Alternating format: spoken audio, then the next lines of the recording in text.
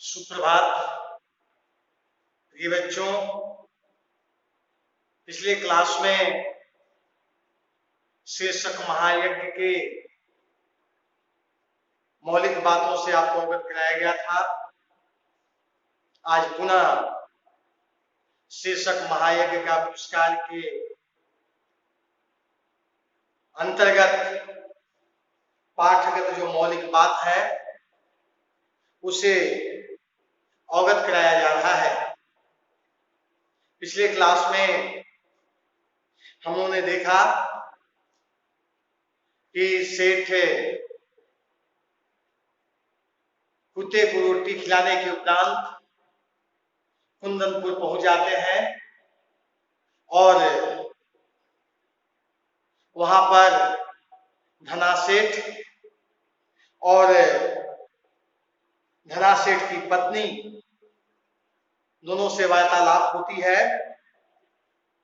जिसमें इन बातों की जानकारी प्राप्त होती है कि धना सेठ की पत्नी जो है वह भविष्य की ईश्वरीय बातों को जानती है, लेकिन सेठ और धना सेठ की पत्नी के बीच जो वार्तालाप हुई उसमें यज्ञ की क्रय और विक्रय संबंधित बात हुई।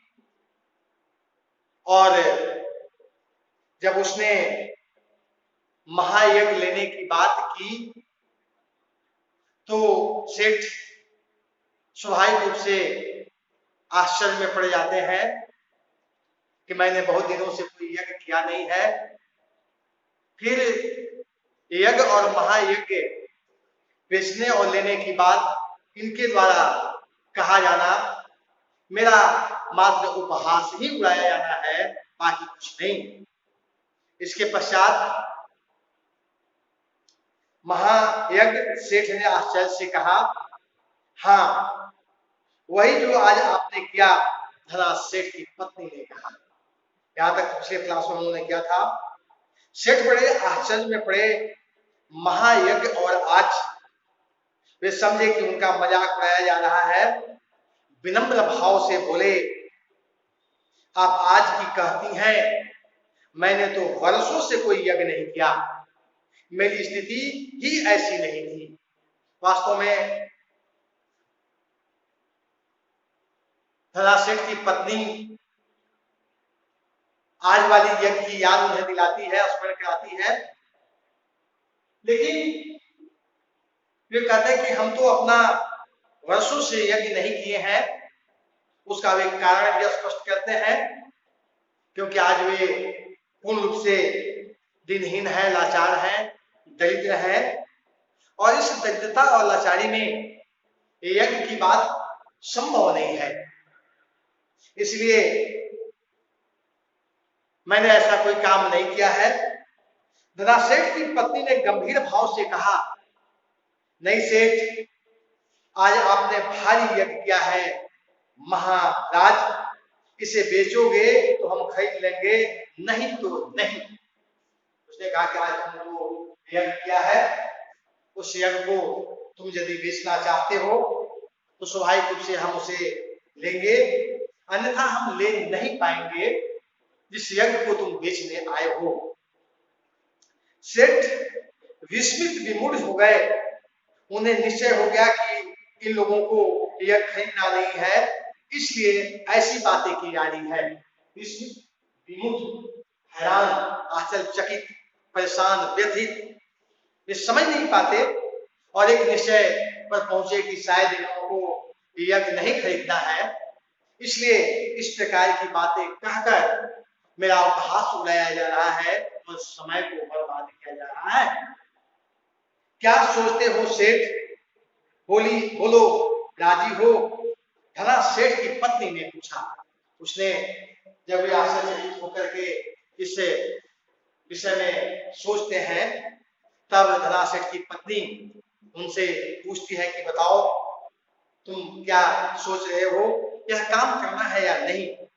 सेठ ने खिन्न होकर कहा, सेठानी जी हंसी छोड़िए, काम की बात कीजिए, वर्षों से मैंने यज्ञ नहीं किया, आप आज की कहती हैं। इसके पश्चात सेठ जो है अप्रसन्न हो जाते हैं, उदास हो जाते हैं, खिन्न हो जाते हैं, व्यथित हो जाते हैं और उन्हें ऐसा लगा कि लोग शायद मेरा मजाक उड़ा रहे हैं, उपहास कर रहे हैं। इसलिए वे कहते हैं कि आप काम की बात कीजिए, जिस काम से मैं आया हूँ। अगर उस संदर्भ की बात होगी, चर्चा होगी तो अच्छी बात है, अन्यथा ऐसे बेकार समय व्यतीत करने से कोई फायदा नहीं है। मैंने आप आज की बात कर रही हैं, वर्षों से मैंने यज्ञ नहीं किया। ऊपर भी इस बात को बताया गया कि चूंकि आर्थिक स्थिति सामान्य नहीं थी, इसलिए यज्ञ करने की कोई बात नहीं है, मैंने कोई यज्ञ नहीं किया है। सेठानी ने समझाया क्या रास्ते में स्वयं न खाकर चारों रोटियां भूखे कुत्ते को खिला दी, यह महायज्ञ नहीं तो क्या है। यज्ञ कमाने की इच्छा से धन दौलत उठाकर किया गया यज्ञ सच्चा यज्ञ नहीं है, निस्वार्थ भाव से किया गया कर्म ही सच्चा यज्ञ महायज्ञ है। क्या आप इसे बेचने के लिए तैयार हैं? यह शीर्षक का सबसे महत्वपूर्ण अवतरण है। आज हम सुख शांति समृद्धि यश प्रसिद्धि के लिए नाना प्रकार के यज्ञ करते हैं। बड़े से मंडप बनाकर, यज्ञ की अग्निशाला बनाकर उस कुंड में अपने स्वार्थ पूर्ति हेतु अनेक चीजों की हवन करते हैं और मनोवांछित इच्छा की प्राप्ति हेतु उन्हें ऐसा लगता है कि यह यज्ञ ही सर्वश्रेष्ठ यज्ञ है। लेकिन यहाँ पर सेठानी ने उन्हें याद दिलाया कि स्वयं दूसरे के घर के आटे लाकर रोटी बनाना, रोटी पका करके लेकर साथ में आना, खाने के क्रम में स्वयं रोटी ना खाकर एक एक कर चारों रोटी भूखे कुत्ते को खिला देना, यह इस बात को दर्शाता है कि इसमें मानवता, मनुष्यता, दया, प्रेम, त्याग कूट कूट करके भरी हुई है। स्वाभाविक रूप से यज्ञ इसी का नाम तो है और इसे उसने यज्ञ नहीं महायज्ञ की संज्ञा दी। अगर कोई व्यक्ति निस्वार्थ भाव से ऐसे बेजुबान प्राणी को, जो अपने शरीर से चलने में असमर्थ हो, सिर उठता हो और गिर जाता हो, और उसने दया त्याग के बल पर भूखे रहकर बिना अंजल ग्रहण किए ऐसे निर्जीव प्राणी, बेजुबान प्राणी को खिला देता है, स्वाभाविक रूप से मैं भी इस बात को स्वीकार करता हूं कि यह वास्तव में सबसे श्रेष्ठ और सबसे बड़ा महायज्ञ है। सेठानी इसी महायज्ञ की बात करती है और इसी प्रकार की महायज्ञ को क्रय करने की बात भी वह स्वीकार करती है। लेकिन इसके पश्चात सेठ मानो आसमान से गिरे, भूखे को अन्न देना सभी का कर्तव्य है, इसमें यज्ञ जैसी क्या बात है। वास्तव में यह मानवता की सबसे उत्कृष्ट चोटी है, मानवता की सबसे श्रेष्ठ सोच है, विचार है, भाव है। अगर एक व्यक्ति निस्वार्थ भाव से इस प्रकार के कर्म कर करके भी स्वयं को अपना कर्तव्य मानता है, तो इससे बड़ी मानवीय बात क्या हो सकती है। आज हम छोटे छोटे काम करके क्षुद्र जीवों की भांति प्रचार प्रसार में संलग्न हो जाते हैं। जैसे मैंने सबसे उत्कृष्ट कार्य किया जिसमें स्वार्थ कूट करके भरी, लेकिन यहां पर उसने इस प्रकार के सत्कर्म करने के पश्चात भी उसे यज्ञ की श्रेणी में नहीं, कर्तव्य की श्रेणी में रह करके यह मानवता की सोच को, उसकी विशालता को, उसकी प्रमुखता को दर्शाने का प्रयास करता है। वास्तव में यही इस पाठ की प्रमुख शिक्षा भी है कि आज हम छोटे बड़े काम करके प्रसिद्धि की शिखर पर पहुंचने की विडंबना लोगों के सामने प्रस्तुत करते हैं, लेकिन यथार्थ बात ये नहीं है यथार्थ बात यह है कि जो करता है वह कहता नहीं और वह लोगों के लिए पीछे हो जाता है, ऐसे यज्ञ को ही महायज्ञ की संज्ञा दी जानी चाहिए। क्या विचार है सेठ जी, यह यज्ञ बेचना है कि नहीं? सेठानी ने पूछा। सेठ ने कोई उत्तर नहीं दिया, चुपचाप पोटली उठाई और हवेली से बाहर चले आए। उन्होंने मानवोचित कर्तव्य का मूल्य लेना उचित न लगा। मानवोचित मनुष्य के लिए जो उचित है, वे इस प्रकार के कर्तव्य को मानव के लिए धर्म बताया, कर्तव्य बताया, कर्म बताया, यज्ञ नहीं। इसे यज्ञ की श्रेणी में उसने रखने का कुछ प्रयास नहीं किया। और जब धनासेठ की पत्नी ने उनसे बार बार इस पर आग्रह किया, पूछा, तुम्हें अच्छा नहीं लगा?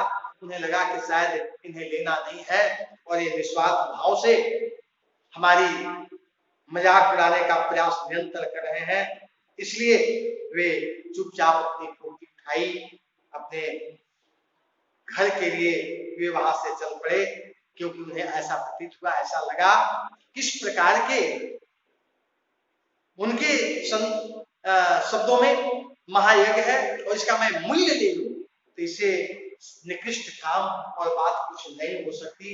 इसलिए उसने इस बात को स्वीकार नहीं किया और अंतर मन से व्यथित होकर के अपनी पोटली लेकर के वहां से घर की ओर प्रस्थान कर गए।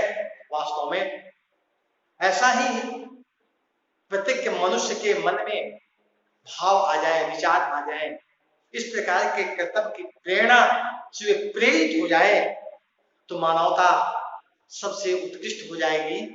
लेकिन आज वर्तमान संदर्भ में अगर इन बातों को रखा जाए, इसकी प्रासंगिकता की परख की जाए, तौल की जाए, जांच की जाए, परीक्षण किया जाए, तो शायद मानवता सबसे नीचे की पौधान पर होगी। लेकिन हमें इस प्रकार के उत्कृष्ट कार्य कर करके मानवता को सर्वश्रेष्ठ जगह पर पहुंचाने का निरंतर प्रयास करना चाहिए।